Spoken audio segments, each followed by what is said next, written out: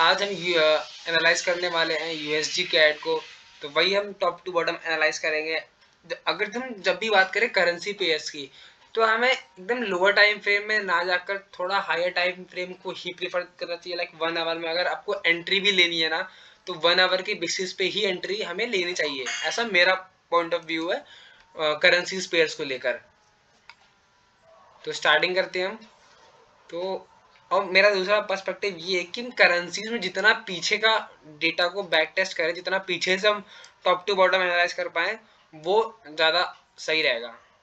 तो मार्केट एक कंसोलिडेशन के बाद एक नया हाई क्रिएट कर रही है कंसोलिडेशन का। बट अब ये ध्यान से देखो कि रिट्रेसमेंट करती हुई मार्केट आ रही है। तो मेरा मानना है कि मे बी ये मार्केट जस्ट रिट्रेसमेंट कर रही है 6 मंथ का, क्योंकि 2 मंथ्स बचे हैं इसकी क्लोजिंग को। ठीक है, और मार्केट का ऑल टाइम हाई ये है। तो अभी हम इतना दूर सोच भी नहीं रहे, अभी तो हम जो करंट में चल रहा है वो देखते हैं। तो मार्केट ने 50% रिट्रेस कर लिया है 6 मंथ में, जो कि एक बाइंग शो कर रहा है। एक बार हम ये चेक कर लेते हैं कहीं हाफ बिग से मार्केट रिजेक्ट तो नहीं कर रहा।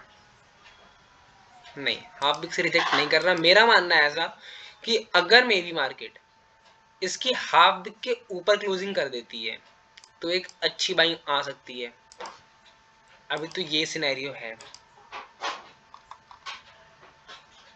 3 मंथ की बात करें तो इसमें अभी 2 मंथ्स की क्लोजिंग रह गई है, और कहीं ना कहीं ये हमारा रेसिस्टेंस था जिससे मार्केट फॉल करी कई बार, और मार्केट एग्जैक्ट उसी पॉइंट पे है। तो यहाँ से भी चांसेस हैं कि मार्केट उठ सकती है अगर मार्केट इसी के ऊपर क्लोजिंग करती है तो 2 मंथ्स में। अगर हम ध्यान से देखें तो 1 मंथ में भी मार्केट इसी जोन को रिस्पेक्ट कर रही है। ठीक है, और इसी जोन को मार्केट ने कई बार रेसिस्टेंस एक्ट किया है, और ईएमए भी इधर ही है, और एक सपोर्ट इस कंसोलिडेशन के बाद जो मार्केट ऊपर फटा था, मे बी मार्केट इस कंसोलिडेशन को अपना एक सपोर्ट बनाए। जो मार्केट 1 2 3 4 5 महीने से बुलिश थी, तो मार्केट को अगर फर्दर बुल मूवमेंट देनी है तो लिक्विडिटी ग्रैब करनी पड़ेगी जो कि नीचे पड़ी है, और मेरा मानना है कि मार्केट ने वो शायद ग्रैब कर ली है।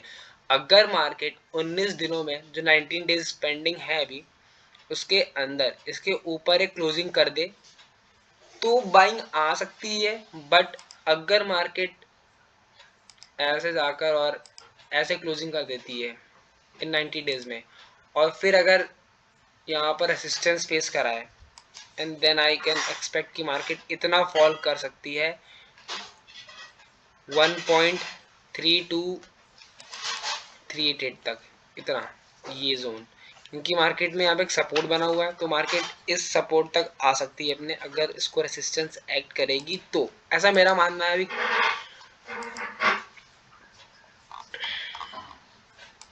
और अगर हम देखें वीक के अंदर, तो मार्केट ने यहाँ पर एक अनवांटेड कैंडल ली थी। अनवांटेड कैंडल्स वो कैंडल्स होती हैं जो मार्केट का टाइम स्पेंड करती हैं, और इन फ्यूचर वो सपोर्ट या रेसिस्टेंस बनते हैं। ठीक है, तो अब मेरा एक चीज है कहना है इस पॉइंट पे कि ये रेसिस्टेंस था 1 2 3 4 5 5 बार ये वाला जो पॉइंट है रेसिस्टेंस एक्ट हुआ है, इस अनवांटेड कैंडल ने इसको सपोर्ट एक्ट करवाया है।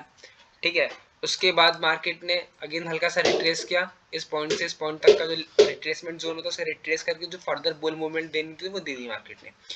ठीक है, उसके बाद मार्केट फॉल कर रही है। अगर मार्केट इन 5 डेज के अंदर ये वीक की कैंडल ऐसे ही क्लोज हो जाती है इस पॉइंट के ऊपर, तो एक सिंपल सी चीज है कि मार्केट बुल जा सकता है, क्योंकि यहाँ पे लॉजिक लग जाएगा कि ये सपोर्ट है, यहाँ पे अनवांटेड कैंडल है पास में ही। ठीक है, अनवांटेड कैंडल का ब्रेक नहीं हुआ, इतनी बेयरिश होती तो लेवल ब्रेक कर देती, तो ये कॉन्सेप्ट लग जाएगा। और अगर मार्केट बुलिंग पुल बैक करती भी है, अगर मार्केट ऊपर आती भी है, तो अभी जो है ना पहला टीपी देखो, मैं सोचूंगा कि 50% का रिट्रेसमेंट जोन जो है वही आया है, क्योंकि यहाँ पे एक सपोर्ट था जिसका ब्रेकआउट हुआ है। तो इतना बड़ा नहीं टीपी सोच रहे कि मार्केट पूरा ही फट के ऊपर चली आए तो हम यहाँ से होल्डिंग कर लें, कर सकते हैं होल्डिंग, बट मेरा मानना है कि हम इस पर्टिकुलर पॉइंट से इस जोन तक का वेट करें। अगर मार्केट यहाँ से आई है जैसे, और यहाँ पर ऊपर जाए और एक लो ना बनाए, हाई क्रिएट कर दे, और फिर मार्केट ऊपर जाए, जाने दो कोई दिक्कत नहीं है, फिर मार्केट इसकी नेकलाइन टैप करे, जब इसकी नेकलाइन टैप होगी तो फिर एक अच्छी बाइंग बनेगी और फिर हम इसको होल्ड कर सकते हैं।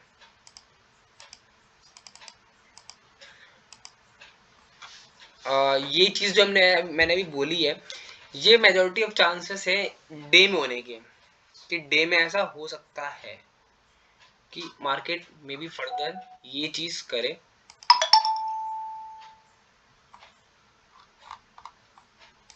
मार्केट अभी अपने सपोर्ट पे ही है, USD CAD. Let's check about day, day में क्या स्ट्रक्चर बनता है मार्केट का।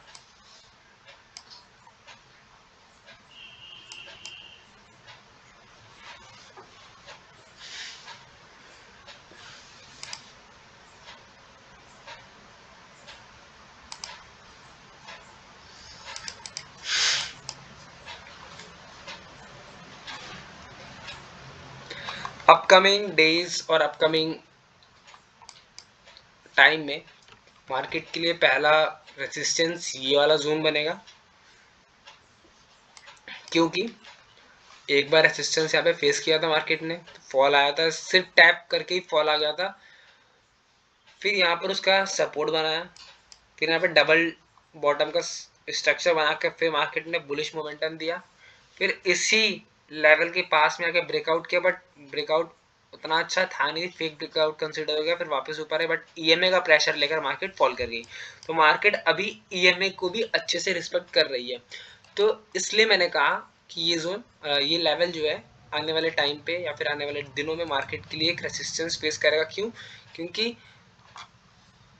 ये जो ईएमए है, जब यहाँ पे कैंडल क्लोज होगी और अगली कैंडल ऊपर भी आने की कोशिश करेगी, तो जो ये वाला जो जोन है, इस वाले जो पर्टिकुलर पॉइंट पे ईएमए हमें इंटरसेक्ट करती हुई दिखेगी, और जब ईएमए और ये वाला जोन एक साथ होंगे, तो इसलिए ये एक रेसिस्टेंस वर्क कर सकता है मार्केट के लिए।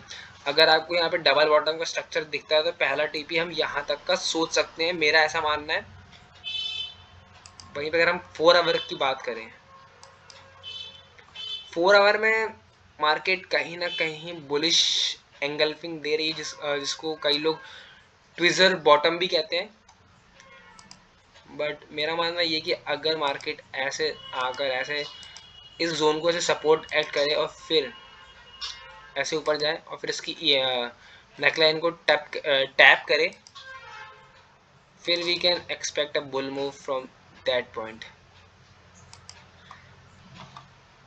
इससे ज़्यादा मैं डेप्थ में जाऊंगा नहीं नीचे के टाइम फ्रेम पे, लाइक 2 आवर 1 आवर में, क्योंकि हम करेंसीज में जितना नीचे जाएंगे उतना ही जोन्स बड़े होते चले जाएंगे। अभी मैं अगर दिखाऊं तो यहाँ पे कहाँ पे सपोर्ट है, कहाँ पे रेसिस्टेंस है, कुछ समझ नहीं आ रहा। अब रेसिस्टेंस इतना बड़ा, इतना जोन दूर है, लेकिन वही 4 आवर में चीज़ें समझ में आ रही हैं, आपको दिख भी रहा होगा। इसीलिए जितने बड़े टाइम फ्रेम में ट्रेड कर सकते हैं हम करेंसी पेयर को, मेरे अकॉर्डिंग हमें उतने बड़े टाइम फ्रेम में ट्रेड करना चाहिए। लाइक अगर हमने 4 आवर के हिसाब से ट्रेड प्लान की है, तो 4 आवर के हिसाब से ही एसएल और टीपी को प्लेस करना चाहिए। अब जैसे 30 मिनट्स की बात करें, फिर तो यहाँ पर आपको कुछ समझ नहीं आएगा। यहाँ पे आपको लोअर लो का फॉर्मेशन होता हुआ दिखेगा, जो कि सेलिंग इंडिकेट कर रहा है। बट दैट टाइम मार्केट ने क्या किया है कि मार्केट ने ऐसे आई है, ऐसे गई नीचे,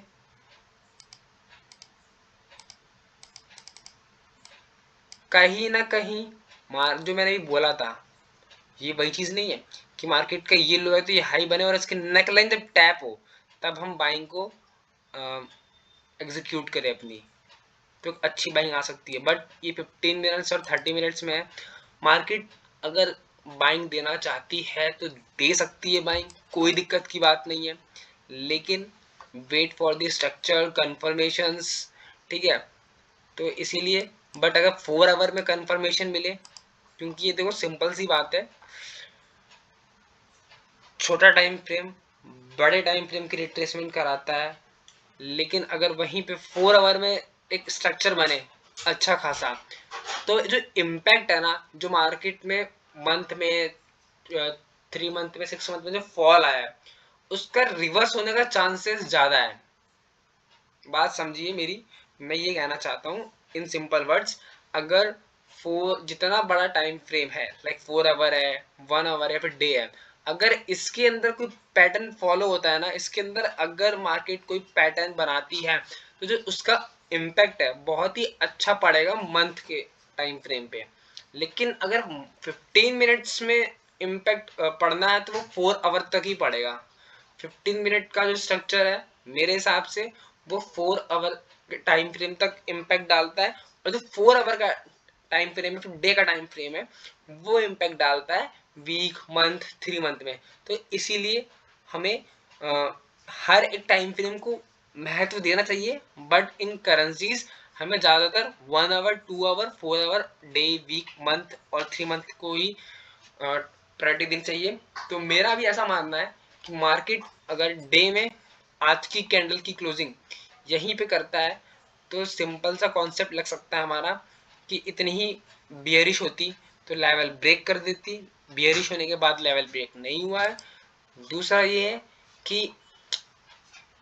वीक में उसी लेवल पे है और उसी जोन पे है, तो हम कह सकते हैं कि मार्केट बाय आ सकता है वीक के अकॉर्डिंग भी। तो ये है मेरा आज का एनालिसिस। अगर मेरे एनालिसिस में कोई पॉइंट छूट गया, कोई लिक्विडिटी जोन छूट गया है, तो आप प्लीज मुझे बताओ, ताकि जिससे मेरी एनालिसिस और बेटर हो सके, जिससे आपको और अच्छे कंटेंट वीडियोस देखने को मिलती रहे। Thank you for today guys.